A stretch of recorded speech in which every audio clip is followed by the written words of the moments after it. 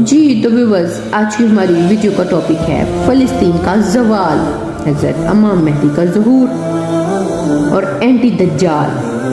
तो चलते हैं वीडियो की जानिब।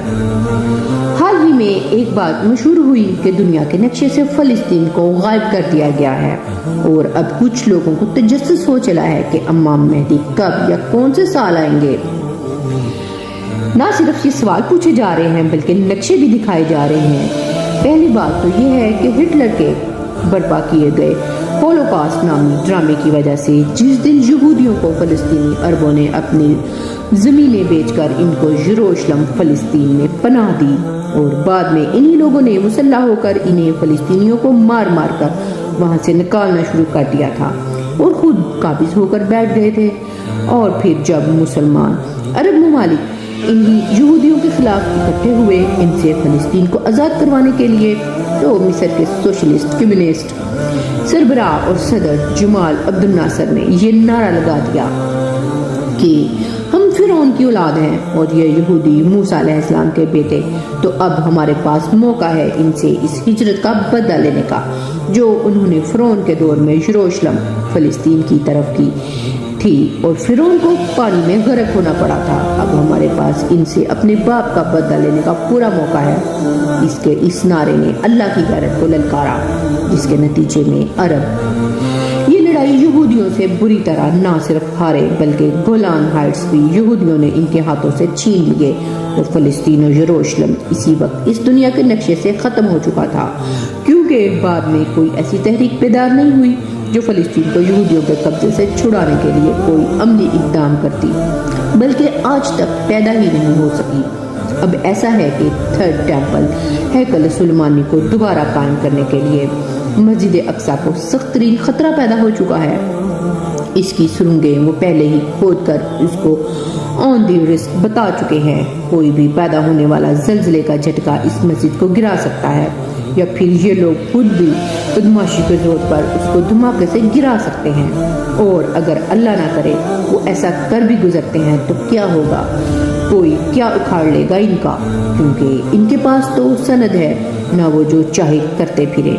और मुसलमानों में कोई भी एक ऐसा मुल्क सिरे से है ही नहीं जो इन हिवानों का मुकाबला कर सके। मस्जिद अक्सा की शहादत पर भी हम सिर्फ मजम्मतें करेंगे और कुछ जज्बाती गाने बनाकर इसराइल से बदला लेने की कोशिश करेंगे। और वैसे भी सुनन अबू दाऊद की हदीस में तो ये है कि बैतुल मक़दस की आबादी मदीना की वीरानी होगी और मदीना की वीरानी से बड़ी जंग का आगाज होगा और बड़ी जंग का आगाज कुस्तुनतुनिया की फतह होगी और कुस्तुनतुनिया की फतह दज्जाल के खुरूज की वजह बनेगी। अब बैतुल मक़दस में तो हर तरफ से आबादकारियां हो रही हैं और अरबों की सूरत हाल भी सबके सामने है। कभी वहाँ मुआशी बहरान पैदा हो जाते हैं और लोगों को भागना पड़ता है और अब तो कोरोना ने ही कहीं का नहीं छोड़ा। कभी तवाफ बंद तो कभी हज बंद और मस्जिद नबी सल्लल्लाहु अलैहि वसल्लम भी बंद। और इसी हदीस के आगे नबी करीम सल्लल्लाहु अलैहि वसल्लम ने फरमाया कि मदीना की वीरानी इस हद तक जाएगी कि किसी मस्जिद के अंदर कोई कुत्ता दाखिल ना होगा तो उसको रोकने वाला कोई नहीं होगा और वो मस्जिद के सतून पर पेशाब करेगा और मदीना के फलों को कोई इंसान नहीं खाएगा। सहाबा किराम रिज़वानुल्लाह अलैहिम अजमईन ने पूछा, या रसूलुल्लाह सल्लल्लाहु अलैहि वसल्लम इन फलों को कौन खाएगा? तो आप सल्लल्लाहु अलैहि वसल्लम ने फरमाया, उनको दरिंदे और परिंदे यानी हैवानात खाएंगे। कोरोना के छोड़े गए शोशे ने आज जहां इतना बड़ा दुनियावी बहरान खड़ा कर दिया कि मुसलमानों ने अपनी मस्जिदों में ही जाना छोड़ दिया। इससे भी इस हदीस की सदाकत का पता चलता है कि अगर ये दुनियावी बहरान एक बार बर्पा किया जा सकता है तो दूसरी बार पैदा किए गए ऐसे ही किसी बहरान की शिद्दत क्या होगी। तो व्यूअर्स सोच सकते हैं आप, ये बयान से बाहर है। तो अगर मदीना की किसी मस्जिद में कोई कुत्ता भी दाखिल हो गया तो हमें क्या पता चलेगा। खैर, जो होना है वो तो होकर ही रहेगा और मदीना की वीरानी में मजीद इजाफा होता चला जाएगा।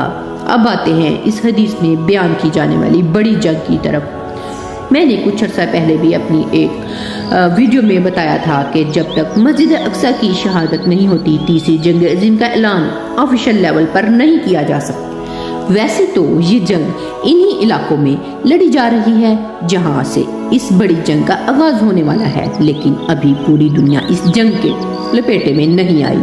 लेकिन जब इन लोगों ने सोच लिया कि अब ग्रेटर इसराइल को बढ़ावा देने और जंग को शुरू करने का वक्त आ गया है, तो इस दिन मस्जिद अक्सा को शहीद कर दिया जाएगा और फिर मुसलमानों के खिलाफ एक बड़ी जंग का आगाज कर दिया जाएगा। अब कौन कौन इस जंग में कूदेगा ये तो मैं नहीं जानती, लेकिन मुसलमानों के खिलाफ आलमी सतह पर कोई जंग छेड़ दी जाए और वो जंग किसी मुसलमान के आलमी रहनुमा के बगैर लड़ी जाए, ऐसा कभी नहीं हो सकता। और मुसलमानों के वो आलमी रहनुमा या निजात दहिंदा और कोई नहीं, इमाम मेहदी ही होंगे। और इमाम मेहदी के ज़हूर के लिए ज़रूरी है कि पहले सुफियानी नामी बंदे का ज़हूर, जो कि दमिश्क की गोद से निकलेगा, पहले वो निजात दहिंदा की शक्ल में सामने आएगा। इसके बाद वो एकदम अपना शराफत का चोला उतार फेंकेगा। इस मौजू को समझने वाले मुफक्किरीन का कहना है कि हो सकता है कि वो मौजूदा हुक्मरान बशारुल असद को मार दिया जाए या हटा दिया जाए और किसी ऐसी शख्सियत को सामने लाया जाए जो कि वहाँ अमन बर्पा करने में अहम किरदार अदा करे।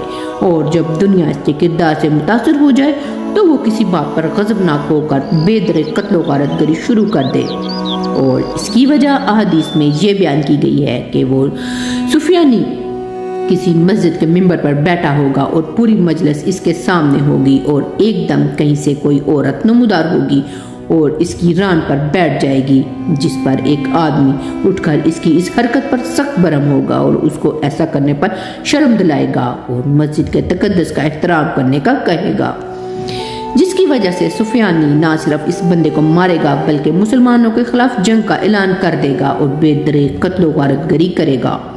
दूसरी वजह हिजाज यानी सऊदिया के किसी अमीर की मौत और उसकी मौत पर उसके बेटों के दरमियान होने वाली लड़ाई और सऊदिया में होने वाली मजीद कत्लो गारत और दहशतगर्दी, ये इमाम मेहदी के ज़हूर की बहुत ख़ास निशानी है।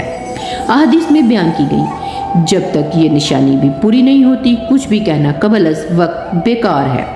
याद रहे, बल्कि अच्छी तरह याद रहे कि जब तक इमाम मेहदी का ज़हूर नहीं होता तीसरी जंग अजीम में शिद्दत नहीं आएगी और तीसरी जंग अजीम के लिए ज़रूरी है कि मस्जिद अक्सा को शहीद कर दिया जाएगा।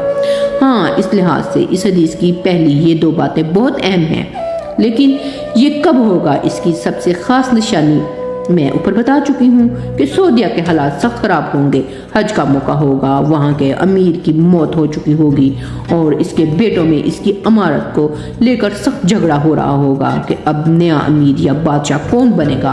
खून रेजी और कत्लो गारत का दौर दौरा होगा, लाशें गिर रही होंगी और दहशतगर्दों की आमद की गर्दान जारी होगी और ये कहा जा रहा होगा कि दहशतगर्दों का बड़ा कमांडर इस वक्त खाना काबा में छुपा बैठा है, जिसको पकड़ने के लिए ज्वाइंट फोर्सेस रवाना हो चुकी हैं। बाद में अल्लाह इस लश्कर को मक्का और मदीना के दरमियान एक बेदार नामी जगह में धंसा देगा और दज्जाली मीडिया इस बात को भी छुपाएगा।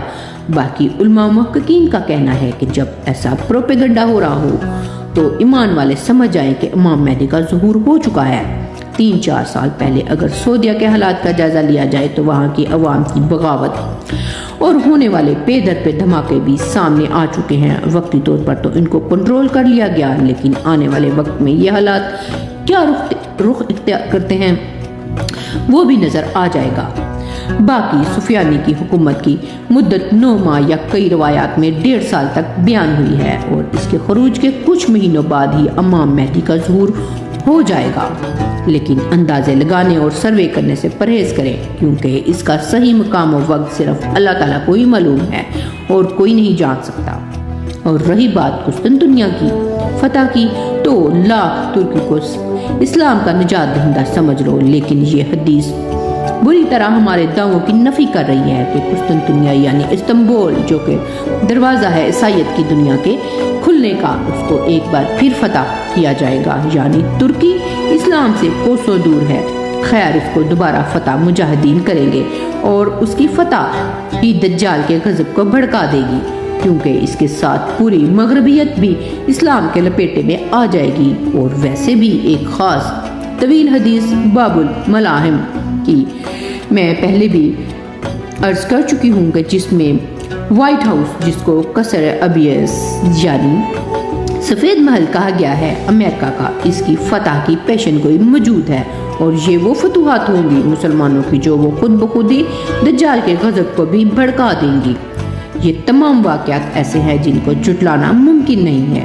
ہاں البتہ یہ میں سمجھا دیتی ہوں کہ بھولی بھالی عوام کو یہ پوسٹ اور یہ تھوڑی سی ہضم نہیں ہوگی، کیونکہ جو حقائق ہیں ان کو حقیقت کے آئینے میں ہی دیکھنا چاہیے، کسی خواب و خیال میں نہیں رہنا چاہیے، کیونکہ علامات پوری ہوتی جا رہی ہیں اور شدید ترین خطرات سر پر منڈلا رہے ہیں، اور ہم ابھی تک خواب خرگوش میں مزے سے سوئے ہوئے ہیں اور لگتا ہے کہ سوئے ہی رہیں گے جب تک اللہ ہم جیسی نافرمان قوم کو ختم کر کے اپنے وہ بندے نہیں لے آتا جن سے اس کو محبت ہوگی اور جس سے وہ محبت کرتے ہوں گے، مومنین کے لیے نرم اور کافروں کے لیے سخت ہوں گے، اور اللہ کی راہ میں جہاد کرنے والے ہوں گے اور کسی ملامت کرنے والے کی ملامت کی پرواہ نہیں کریں گے۔